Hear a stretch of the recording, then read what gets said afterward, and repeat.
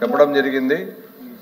మేము కోరుతున్నది గతంలో జగన్మోహన్ రెడ్డి గారి ప్రభుత్వంలో సుమారుగా 3,022 కోట్లను ప్రీమియం చెల్లించగా 54.55 లక్షల మంది రైతులు సుమారుగా 7,800 కోట్ల రూపాయలు ప్రజలకు అందడం, రైతాంగానికి అందడం జరిగింది.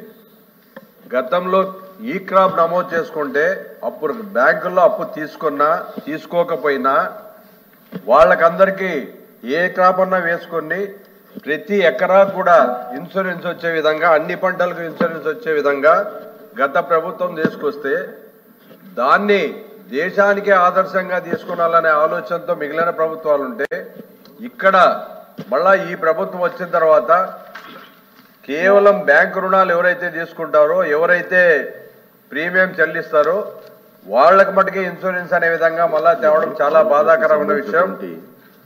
సుమారుగా 1,286 కోట్ల వరకు పర్ ఇయర్ అయ్యే పరిస్థితి ఉంది.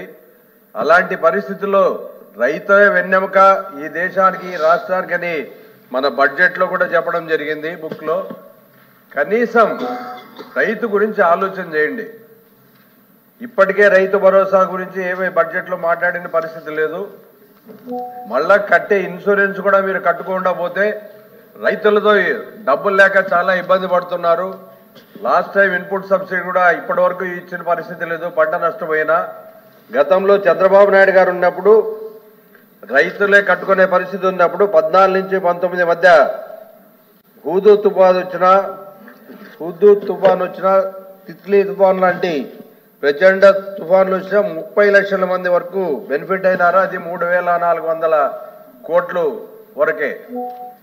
కాబట్టి ఈ ఏదైతే ఉచిత ఇన్సూరెన్స్ కడతారో ప్రభుత్వం పూర్తి బాధ్యత తీసుకొని రైతాంగానికి ఎంత చేసినా మనం చేయాల్సింది చాలా ఉంటుంది.